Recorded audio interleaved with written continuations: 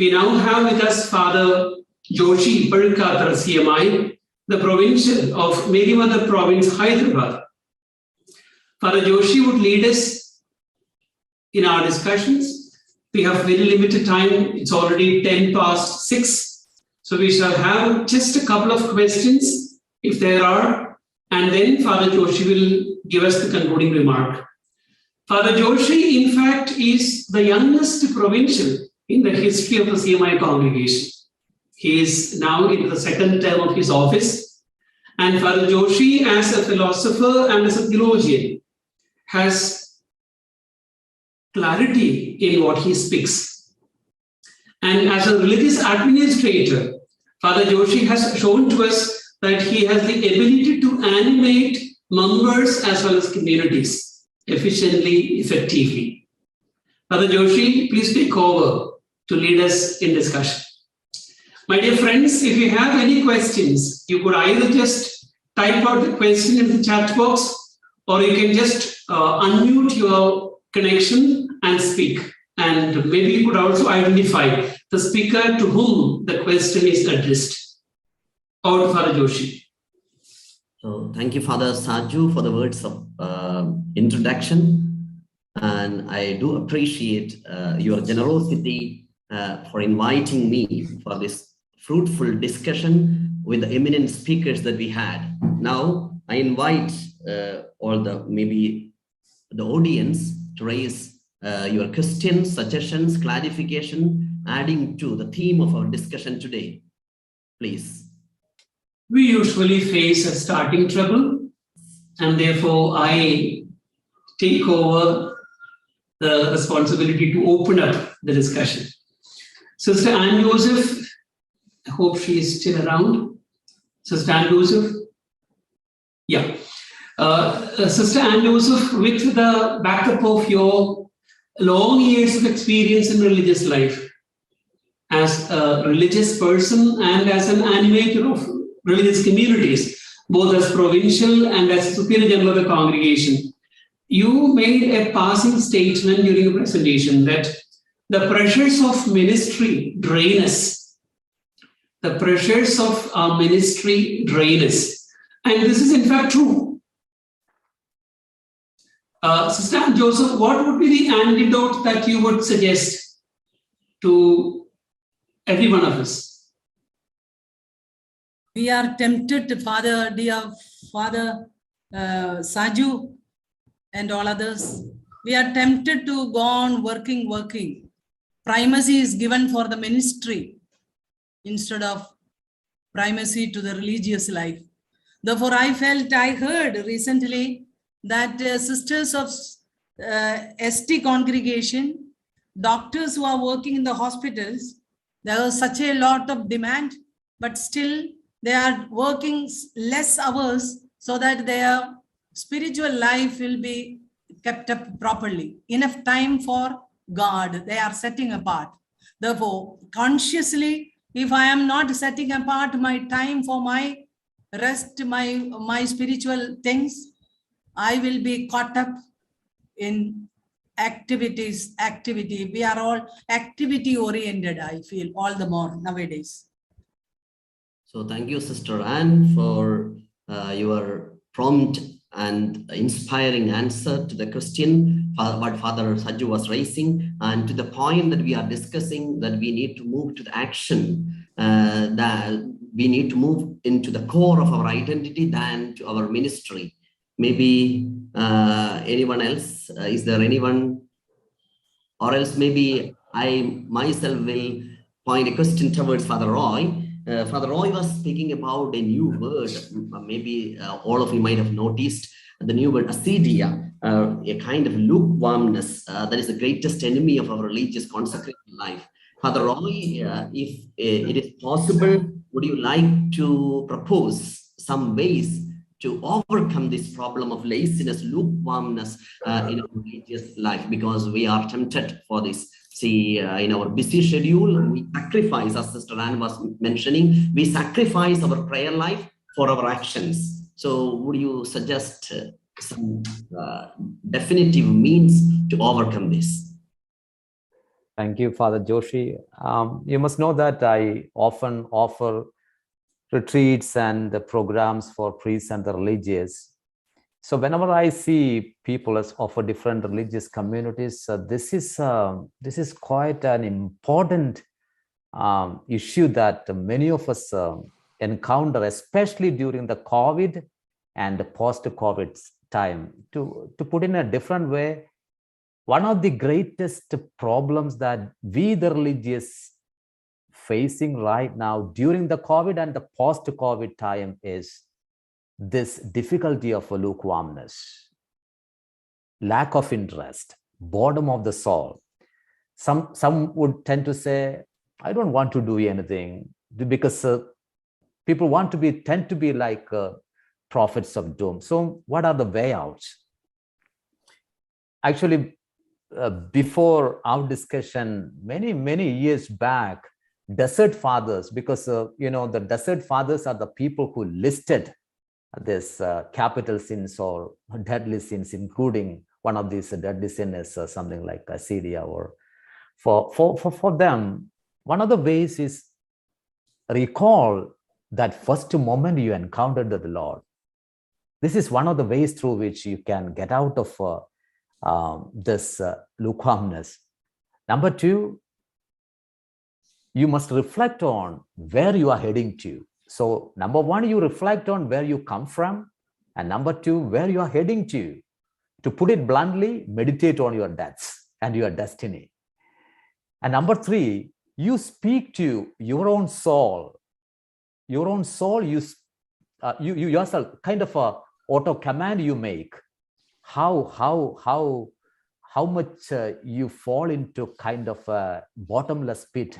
If at all you stick to that, what would be the end of your life? Because this is a huge trouble. Because as Saint Teresa of Lisieux reflected a couple of times, if you are in a particular sin, like particular trouble, like in a lust or a kind of a different issue, you can get out of it. May not be so quickly, but you can get out of it with a proper giving your heart to it and proper repentance. But if you are in Assyria, in no way, because you tend to think things are going quite well. Again, procrastination is the distinctive aspect of Assyria. What does procrastination mean? Procrastination does not mean you are doing nothing. You are doing everything except for the one you are supposed to be doing.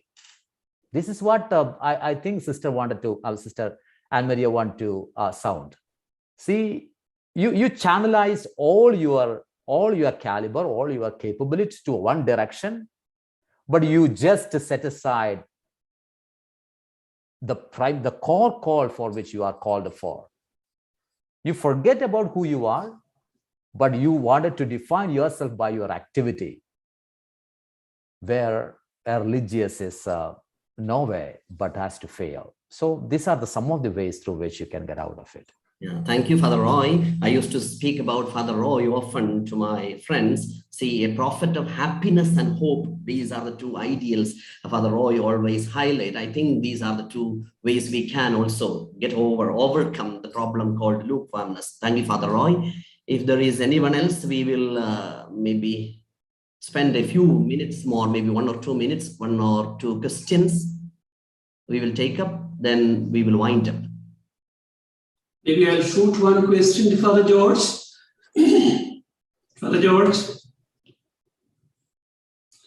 Yeah. With much of focus and clarity, you spoke about the distinction between emphasis today on ritualism and what should be our emphasis on spirituality. In fact, I have a feel that most of the Catholic Church in India, very particularly our Syro-Malabar Church, is carried away by the emphasis on ritualism. And we have all these rituals available, be it popular mission retreats or the celebration of the sacraments or a number of other programs connected with our ecclesial existence. Parishes conduct a number of programs, organized programs. But I fear whether this has made any significant impact upon what we are spiritually, what we are as true Christians, genuine Christians. This seems to be leading us to a very serious problem in our, not only in our ecclesial identity, but as our genuine Christian existence. Would you please respond? This is a genuine concern I have in my mind. I think many of us share the concern.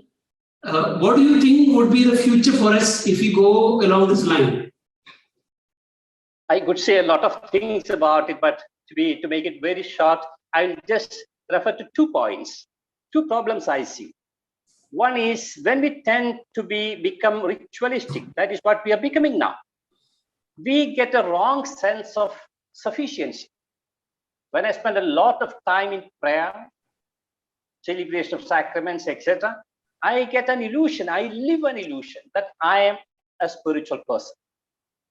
So rather than preparing me to become spiritual, rather than guiding me to the domain of spirituality, I remain at the level of ritualism.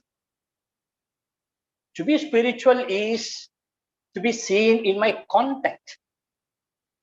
That is outside the chapel. That is number one.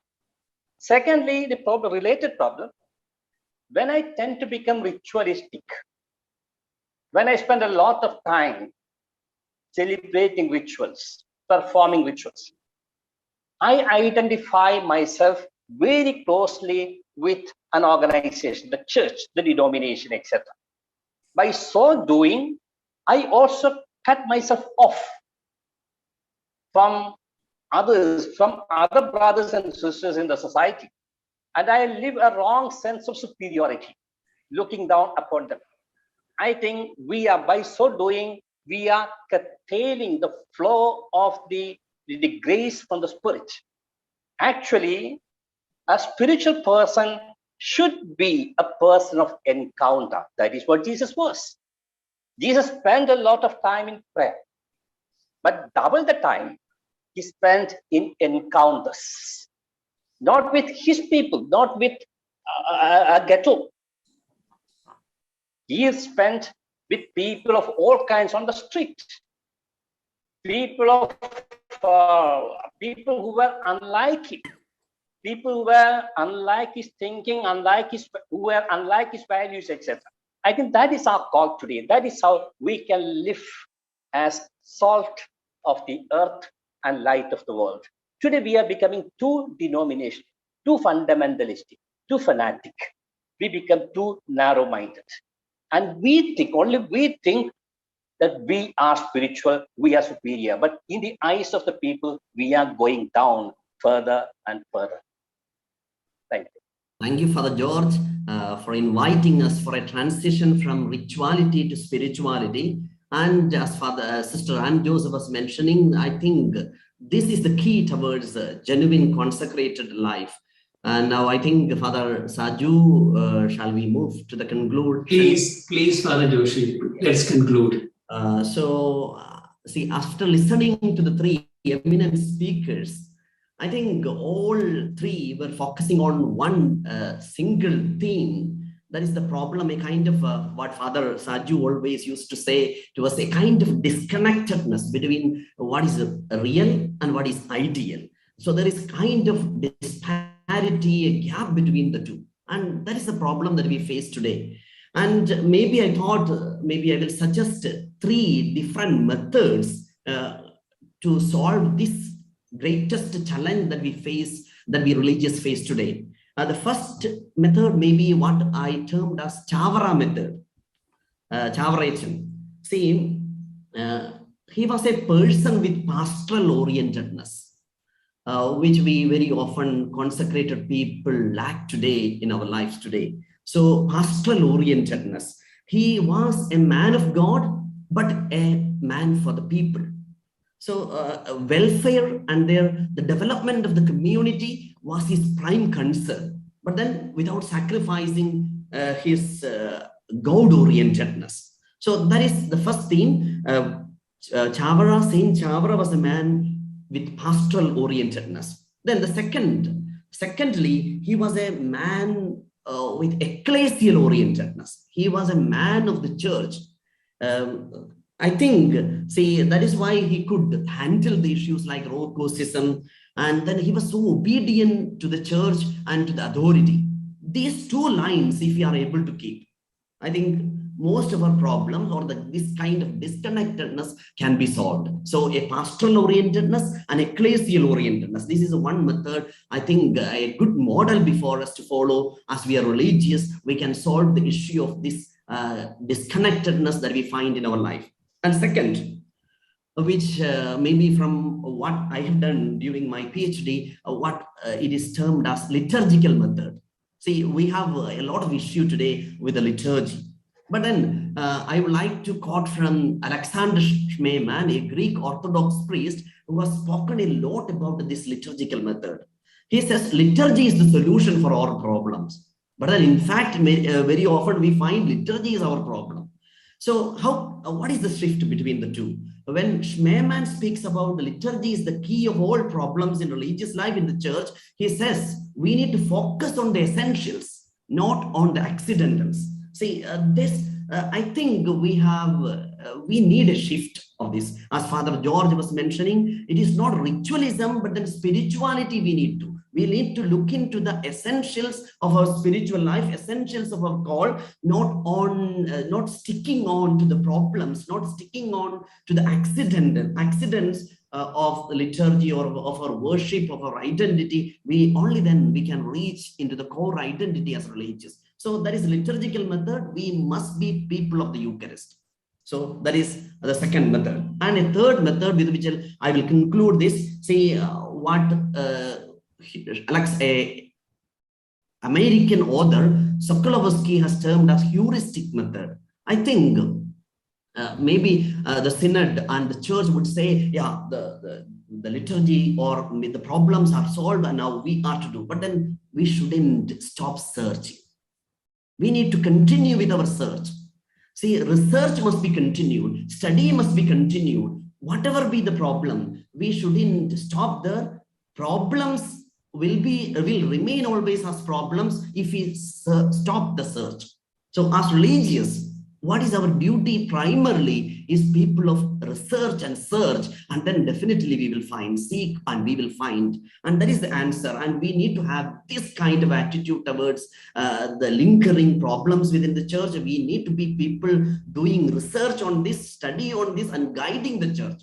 And only then we can be true religious and our identity can be kept. So these three methods, Chavara method and liturgical, people of the liturgical method, people of the liturgy, people of the Eucharist, and then heuristic method, our inquisitive mind should not be kept closed. And then I think we can reach our goal as authentic, religious, consecrated people with a genuine spiritual outlook and lifestyle. So thank you, Father Saju, for such a wonderful opportunity to reflect on our core identity than our hyphenated identities. As many of the speakers were speaking about, we are focusing more on our hyphenated identities as administrators, institutions, and so on. But then we need to look into the core identity. I think these three methods can really help us to achieve our goal. Thank you so much, and thanks for this opportunity.